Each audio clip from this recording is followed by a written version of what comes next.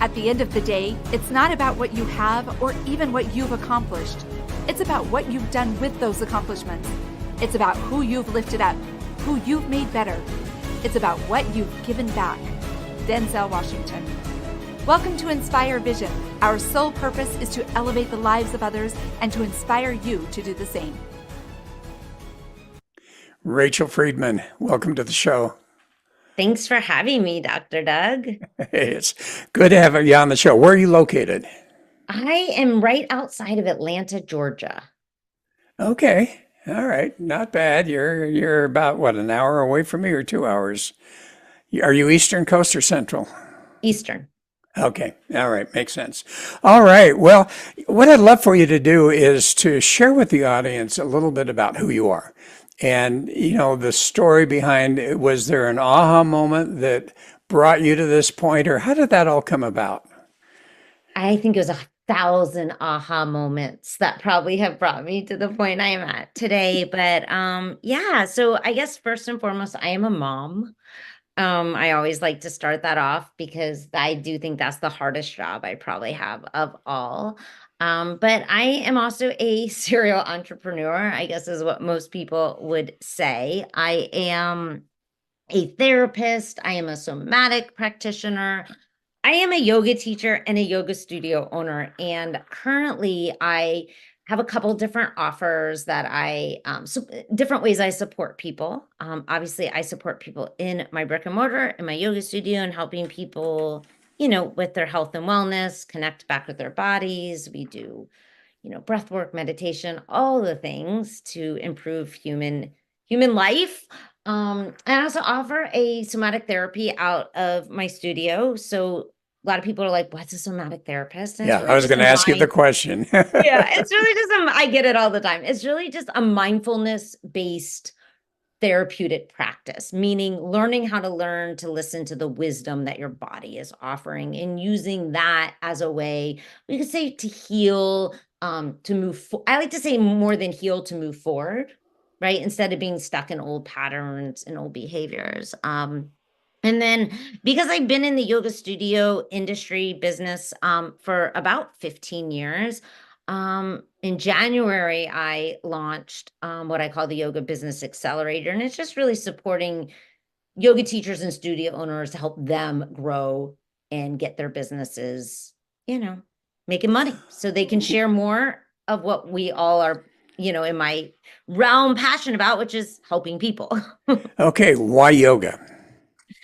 Why yoga? Such a fantastic question. So I got introduced to yoga in my 20s, my very early 20s. And it was the first time in my life where I think I actually felt my body.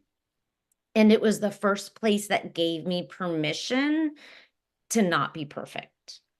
It was, I will never forget one of my first teachers saying, this is a practice. This practice is a journey. We're not here to get any of this right. And I grew up as a gymnast, and you were either perfect or you were not, right? And if you didn't do everything just right, you were not, right? It was very black and white. And it was this like eye-opening almost experience of, wait a minute, I don't have to do all this just perfect to be accepted and to be okay. And I had really run my life a lot that up to that point that way. If I didn't do it just right, if I didn't get the A, I was very much a perfectionist. Then my anxiety was like through the roof and all the world was crumbling around me.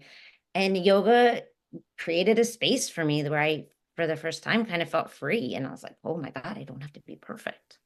Well, and it was encouraged to not be perfect. Yeah, as I think about yoga, I mean, the few times I went to yoga, it was more of I didn't get much of a philosophy behind it. It was just more of a movement, or when we went and did the hot yoga, where it was really hot and we were sweating and doing all of that. But I know I have friends that go for yoga, and I think a lot of them go for the exercise and the strengthening and the agility. And yet you're talking about a philosophy here that I'm not sure many people understand is correlated with yoga. And I don't know how many yoga teachers actually incorporate that into their classes. Yeah, unfortunately, not nearly enough, in my opinion. So right, I agree. In our culture in our Western world, yoga has become kind of this fitness. It's been put in the fitness category, which there is an element of it that yes, it will build muscle, increase flexibility, more range of motion. It does all those things, but it's an 8 limb practice. And unfortunately, a lot of teachers, I don't know if it's out of fear, because if you go through a yoga teacher training, you should be taught all 8 limbs. If they don't incorporate it out of fear that their students won't want to learn these pieces or what, but to me, it was very important when I became a teacher that every single one of my classes, I bring other elements to this practice, the philosophy piece, as much as the asana. And don't get me wrong, I own a hot yoga studio that's power yoga, and it will kick anyone's butt. I mean, it will humble you, but it will also leave you always thinking about something. And how am I going to apply being out of, for example, my comfort zone in this pose to when I'm out of my comfort zone at the next meeting I'm at or whatever. And yoga in its heart that's what it's all about, right? Like it's connecting mind and body. That's what the word yoga means, to yoke, to bring together. And so I think because my background as a therapist, I was so drawn to that part of the yoga. And it was the part that has kept me on the mat for 20 years. It's not the physical I love, it feels good, but it is this whole experience of how it does not just fuel, my muscles, but it fuels a piece of my soul, because it's so much more than just, I don't know, for me, it's so much more than just a physical practice. Well, and you mentioned that you were a therapist. What type of therapist or practitioner were So you? yeah, I went to school. I got my MSW at NYU. So I was a clinical social worker, and I worked in lockdown facility before I actually got into the yoga world, working with adolescents, and yeah, psychotherapist. Okay, so I'm curious, where did it originate? And really, what is the philosophy? Is beyond just the physical part of it, what is the philosophy of yoga? And again, I'd love to know how it originated. Where did it come from? Yeah, it originates from India thousands and thousands of years ago. And again, it started as, there's different schools, right? Just like anything that we'll talk about, different origins, but at the heart of it, it is this practice that is here to guide you on this path to what they call samadhi. And samadhi is basically in turning on the lights, enlightenment. And for me, it's the practice is it's taught in an 8 limb path traditionally in now. There were other, how do I explain it? There were other branches or styles, but the most classical style is this 8 limb path. And it's really learning how to be more present in your life, right? And more mindful of the interaction between mind and body and Well, how we show up in the world. as we talk about the 8 limb path, what are each of Yeah. those limbs? Yeah. I'd, So the I'd be first two curious. limbs, yeah, I love this. This is not at all when usually people interview me. So I love this. So the first two paths are kind of ways of living. So we call them the niyamas and the yamas. And these are made up of, I don't say rules, but kind of like guidelines on kind of like the 10 Commandments on how to live an honorable life, right? Like don't steal, right? Saucha, which is cleanliness, keeping your mind and body clean. So these first two paths, or the first two limbs. The third limb is actually asana, the postures, and that's keeping the body strong and supple, the poses. Um, Okay. then we move into the upper limbs, which are about learning how to control pranayama, your breath. So breath work is a really huge piece of this 8 limb path. And then it's learning how to hone in on your senses, right? So being able to kind of almost disconnect from this 3D world and start to tap more internally, right? And quiet some of the chitter chatter. And then we're working towards meditation, which is where the fluctuations of the mind we're able to observe, right? And kind of step aside from them and see them, which then reaches us to this final space of what we call samadhi, which is where, they call enlightenment. And again, that last one is samadhi. What's it called? Samadhi. And what does it mean? The word samadhi means enlightenment. Enlightenment. Okay. And I just think of turning on the lights. Well, and as you talk about this, what it's reminding me of to some degree is Hinduism, Buddhism, some of those types of things. Yeah. And a lot of the origins of yoga, they do come from Buddhism, Hinduism. Like, we study, when you go through a 200-hour training, you study the Bhagavad Gita, some of these texts, right, that help to guide this path is where a lot of this originated from. Okay, so having gone through a yoga class that had none of this element to it, which makes me kind of sad, but it's okay. How do you go about incorporating this? Because your classes are what, an hour long, 2 hours long? Most of them are an hour. Saturdays and Sundays, we have 75-minute classes, but yeah, most of them are 60 minutes. Okay, so how do you incorporate these 8 limbs? Great question. In that practice. Yeah, and I'll be honest, I can't usually incorporate all 8 limbs necessarily. Well, that's not actually true. I probably could, but I don't always go to, my goal isn't always to incorporate all 8 limbs. So I start every single class with what we call an intention.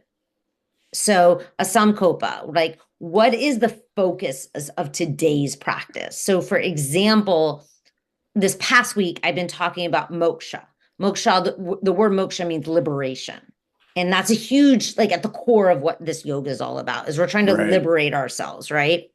And so I will start the class and be like, okay, so this month, we're talking about moksha, and the word moksha means liberation.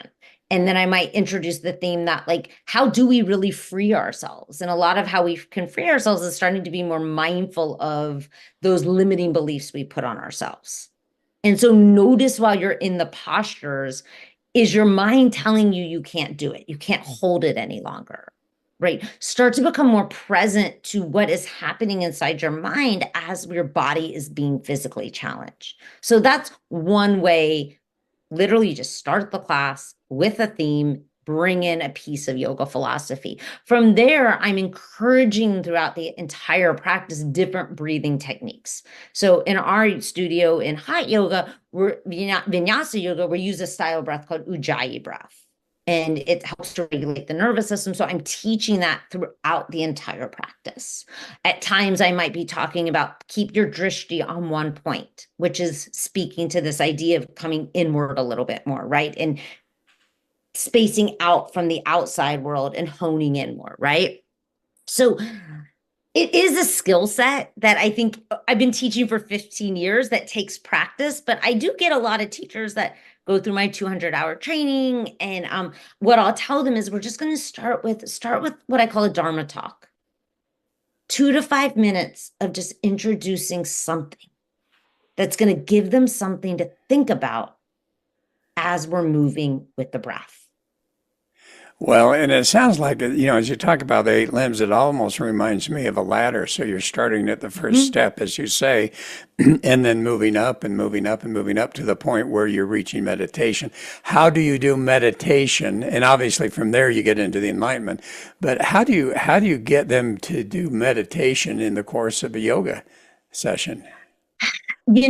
Not every practice do I get them obviously into a meditative state. My hope is that when we're using breath and movement, that it becomes almost like a moving meditation, right? Where we're starting to become more aware, because all meditation, the goal of really meditation is to become more aware of your thoughts and to not Right. get lost in them. So I'm keep bringing them back to this idea throughout the practice. So we might actually not do in a 60-minute class. I'm not going to probably do a seated meditation in all truthfulness. I teach meditation classes separately, but we're not going to do a seated. But I mean, there's only so much time in 60 minutes, right? And the truth is most people come to the yoga studio, especially a hot power yoga studio, for the physical.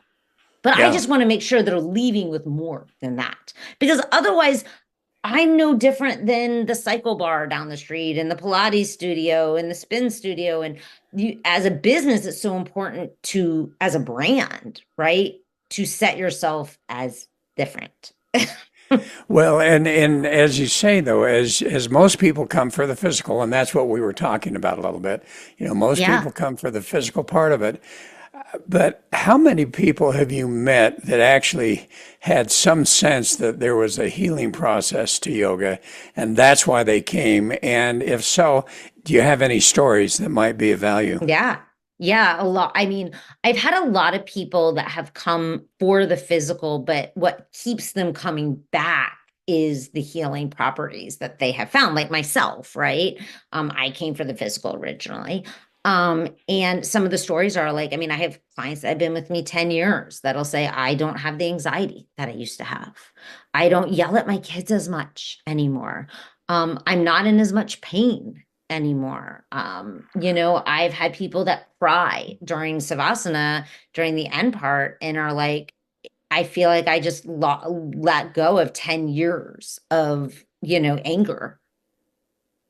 And of course, most of it's not that drastic, right? Most of aren't that big, but it's like those 1% shifts where you show up consistently and then you look back and you're like, whoa, wait a minute.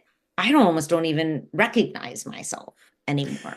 So are you taking them through a process where they start to analyze that they're feeling frustrated or anger or whatever that happens to be? Sometimes, Do you? And so in the sometimes. course of that, yeah. Yeah, I mean, Oh, I do more of that work one-on-one with people if they want to do like with the people that sign up to do somatic therapy with me. That's more of what happens. We'll like actually, I don't say sit in the frustration, but we'll get to know it. In a class, it's more like just micro like spotting of it, but it adds up, even if it's just in a class and you're getting just a little bit each class. I mean, a fair amount of people come 3, 4, 5 times a week. So they're getting this repetition of the message, not just the physical, the message. So it starts to sink in. okay. Okay. And when you talk about the somatic techniques, we're talking about touch and some of those things. Can you explain what are some of the somatic techniques that people use, that you use in particular, to help people to get rid of some of that subconscious trauma? Yeah. Yeah. Yeah. I mean, sometimes movement. I don't use a lot of movement because most of the time I just tell them to come to yoga. Because I know we'll move through it in a class. So when they come to me one-on-one, a lot of what we're using is we do use dialogue, which is somatic. People don't think of their voice, but it is. So we use voice. We will use a lot of breath work sometimes. Sometimes we use visualization. Sometimes we will use like I don't know how to explain it. I guess it's a form of movement, but like punching or swaying. Sometimes it's touch, right? Like, like sometimes when we are having something holding on in the body, we'll shake. There's a couple, like again, some of I guess that is movement based. I think in movement, I think more postures, but there is movement involved. We might yell and scream. We might make noises. It definitely looks a little weird. Probably if you were like a bug on the wall watching a therapy session, you'd be like, that does not necessarily look like, sometimes it looks like a traditional therapy session. Sometimes they might be like, what the heck is going on in there? Well, I was talking to someone the other day, and they were mentioning that they use EFT. Uh-huh. Do you use Tapping. that? Do you use tapping I'm not also? I'm not an EFT practitioner. That is a somatic technique that I actually have clients that use.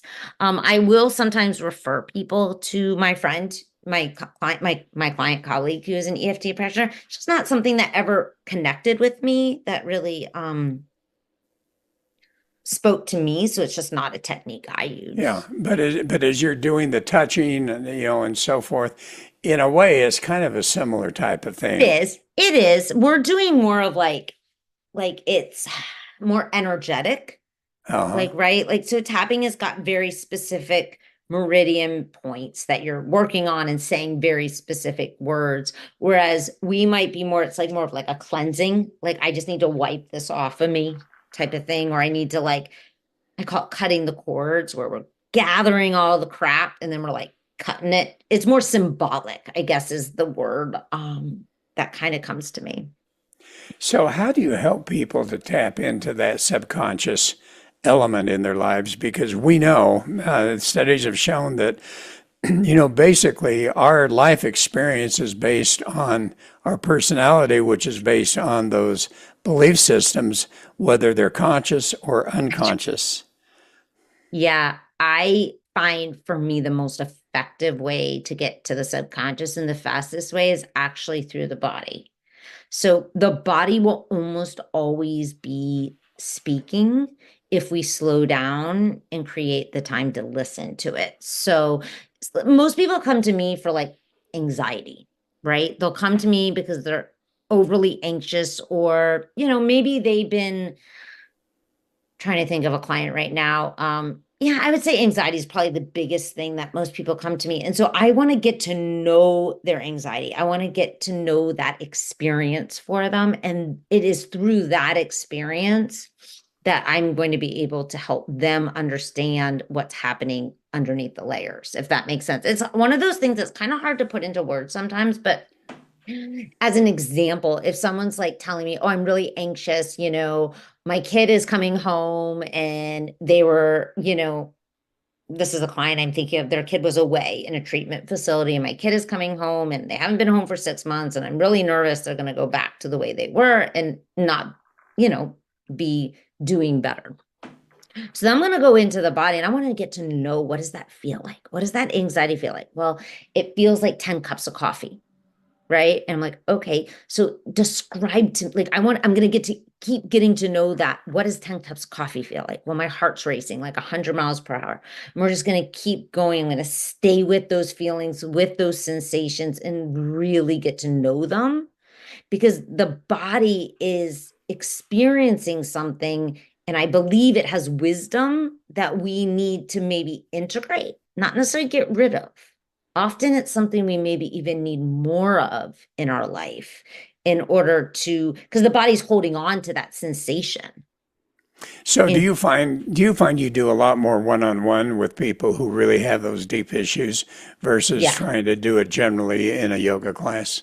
yeah, I can't get deep like that in a yoga class. I can introduce concepts and ideas and philosophies, and I will give them things to think about. But if someone wants to go really into their personal subconscious, that requires me to hold a very sacred space for them where we're gonna like get to know their personal experience, which is only theirs.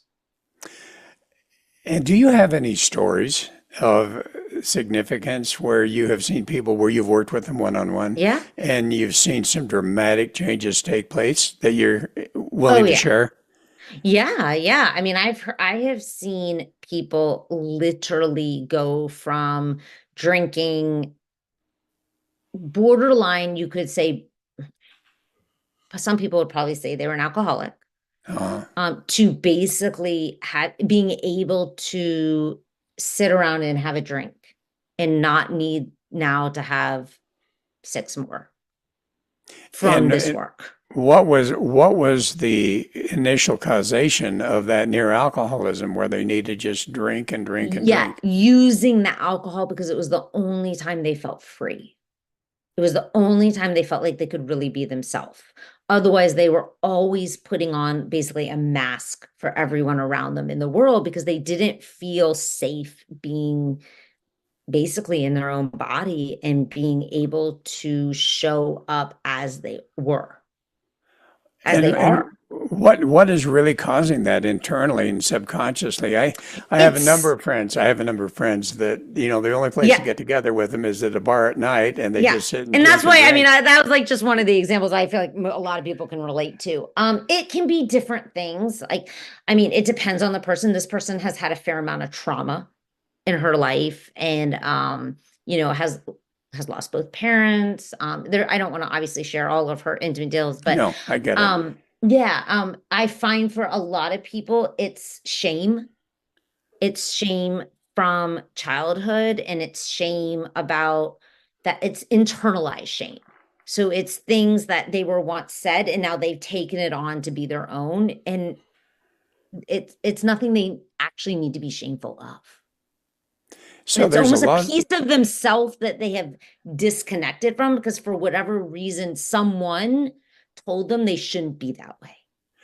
So have you identified beyond just, drinking, have you identified behaviors that are counterproductive that really, if someone observes that that's what they're individually doing, that they could say to themselves, okay, I realize now that there's some subconscious stuff going on here and I really need to get some help. What are some of the other behaviors Yeah. besides, say, drinking Any alcohol? drinking, obviously drugs, shopping for a lot of women, they will disconnect by just online shopping. These days, in all truthfulness, social media makes it so easy. Like if you're scrolling all the time, my I can almost guarantee there's something under that if you're Uh, constantly absorbed in that world. Um, what are other things I've seen? Panic, anxiety, of course. It's a big one that I see a lot. This one has shown up recently in a client is apathy. Like this like not I don't want to say it's like a form of depression, but not depression where they're like not able to get up. Like she gets up, she goes to work, she's an attorney, has a great job, but under to the outside world everything looks perfect, but inside there's almost, excuse me, this lost desire of I don't even know how to describe it other than apathy, but this lost desire for like wanting more, right? And really feeling even energized in her life. Like, weight gain is a sign. A lot of times yeah. people hide behind excess weight. So when you talk about breath work, I'm familiar a little bit with different types of breath work, but it sounds like you use different types. Could Mhm. you explain a little bit more about what are the different types of breath work and how are they applicable at what point in Yeah. time? Yeah, of course. Yeah. There's so many, but the main, I would say if I had to narrow it down to three main ones that I tend to lean towards and use is, honestly, one of the best ones is just simple box breathing. It's in for 4, pause for 4, out for 4, pause for 4, and that just slows everything down to give you a moment before you react. We tend to be a very reactionary, is that even a word? Society, and I know I used to be very, that's why I say that. I used to be like jump down someone's throat. Like if they sent me an email, I was like, and I didn't even take the pause to like take a moment. Like, how do I want to Right. respond? So box breathing is fantastic. A style of breath work that I use a lot personally and in my classes with clients is called Nadi Shoana. It's alternating nostril breathing. And it's to help bring balance, they say equilibrium back into the body because you're breathing up one nostril, down another nostril, and then you're circulating the breath that way. So the belief is that it brings oxygen back to the right and the left side of the brain. I personally, I don't even 100% understand it other than it works really good for me. I use that every morning just to kind of ground myself. Okay, I'm sitting here trying to figure out how to bring in one nostril, blow it out the So other I'll show nostril. you. You close it off. So you would close off. You start by Okay. closing off the right nostril and you inhale up the left nostril. And then you close off both nostrils and then you open the right nostril and exhale down the right nostril. And then you'd inhale up that same nostril, close. and then open and then exhale down. So you keep doing rounds like that. Oh, interesting. All right. So you've got the box, you've got the alternative nostril. What's the third one you were The talking about? third one is called ratio breathing, and it can get quite complex, but the most simplest version would be mean you just extend your exhale longer than your inhale. So if you breathe in for 2, breathe out for 4. And this is a really good one if anyone is listening experiences anxiety, because a lot of science has shown when we extend the exhale, it helps to take that nervous system just down a notch. So those three, have you found one is more effective for most people? No, because just like, there's no same shoe size and no exact same hair, you know, everybody's different and different things resonate with different people. And then there's probably a dozen more, but those are the three main ones my three go-tos. All right, so I want to go into the physicality for a minute here because, for instance, I would love to be more limber, but every time I've tried to do yoga and I try to sit back, my knees go crazy on me because of my tennis for years and Yeah. all these type of things. How does a person that's not necessarily very physically fit or a little bit older get into the yoga practice where it can be of value to them, not only physically, because obviously stretching and so forth is so Of important, course. but also, obviously mentally if they find the right person that's doing the class. Yeah, there's a couple different ways. If someone is out like I shouldn't even say elderly, but like feeling that they're don't have the ability to get up and down, right, off Hmm. the floor, I would say chair yoga is a really great place to start. And there's a lot of people these days that offer chair yoga. I do not, but I actually have a client in my business program that offers chair yoga. Really? Uh-huh. And she has an online portal. So chair yoga online, you can find it on YouTube, I'm sure too. Aerial yoga, or it's called trapeze yoga, is also really good for people who are, I would say, I don't say like needing more mobility and needing some more assistance, because the trapeze basically holds your body. So it's great traction. It helps you get into postures with a lot more ease. And it supports the body in a really beautiful way. I have another client that she has a trapeze studio. So there are like all these different styles. The other one would be yin yoga. Yin yoga tends to be mostly seated on the ground. So long as you can get to the ground, you'll be okay. And then it's going to have you holding postures for 3 to 5 minutes. And it works not just on muscle layer, but it also works on the connective tissue layer, which is extremely important as we age. And which one do you use mainly in your practice? The only one of those two I use is yin. I do a vinyasa style yoga, which is a more active, vigorous practice. It's definitely for the people that have some flexibility, some mobility, and a fair amount of strength. Okay. But I also do practice yin yoga because I believe in balance. And the yin is where once you're on the floor, you just get into different That's right.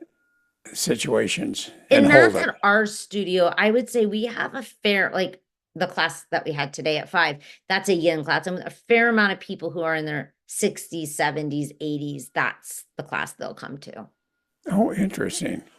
They don't So, tend to come to the vinyasa classes as much, although some do, but they tend to be more wanting more of just, the flexibility and the mobility, not as much as the vinyasa, it requires the flexibility and the mobility. So it's almost like you need the yin sometimes to do the vinyasa.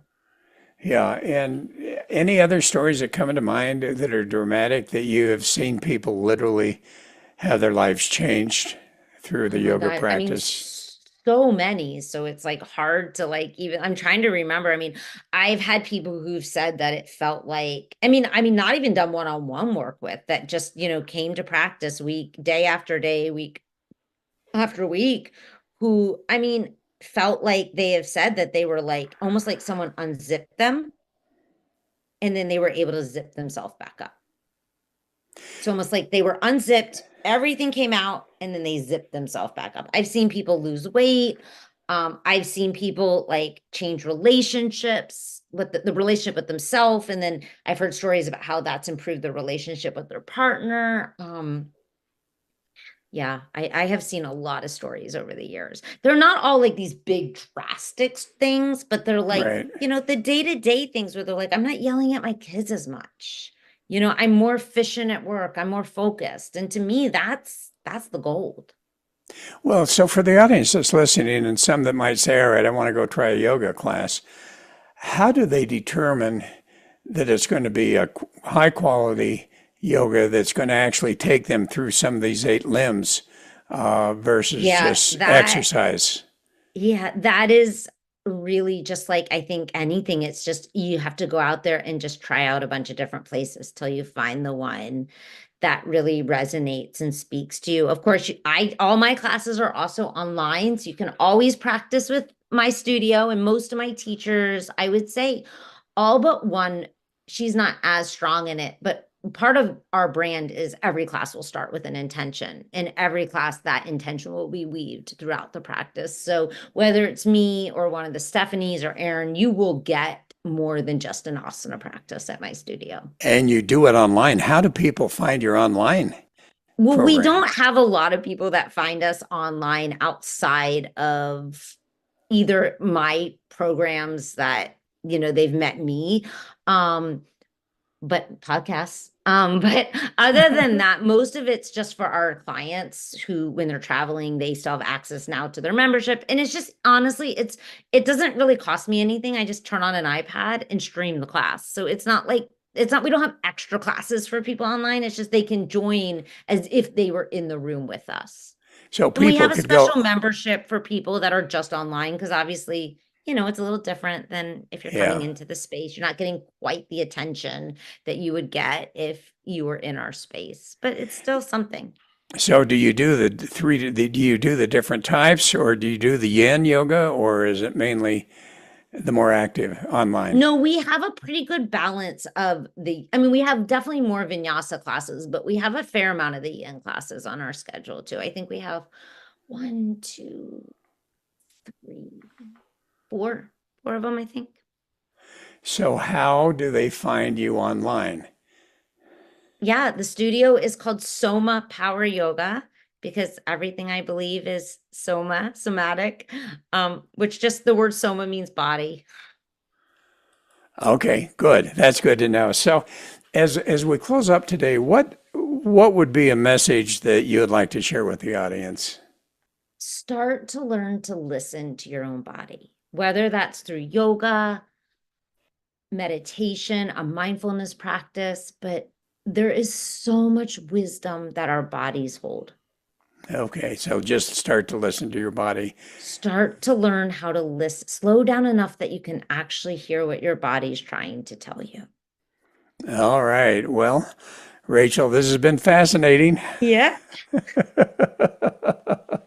I'm going to have to go find a yoga class now. And definitely a Yes. yin. Definitely a yin. Definitely. Or you can come join me. I'd love to have you. Well, I may go online and check that out because I think, in many cases, it's nice just to do that type of stuff online. Yeah. The comfort of I'm so easy. In the comfort of your home, just right there, roll out a mat behind you and off we go. Okay. So the main site is the Soma Power Yoga. Is that right? Yeah. Mm-hmm. Okay. Sounds great. Well, hey, thanks so much for being on the show. I really appreciate it. This has been an interesting absolutely. interview. It was super fun, Doug. And it was great to be able to actually talk a little bit about yoga and beyond just, the physical of what it has to offer. Yeah. And I think that's so important. So anyway, thanks so much. Absolutely. And folks, thanks for listening. Hope you enjoyed it. So this is Dr. Doug saying have a wonderful week and namaste. Namaste.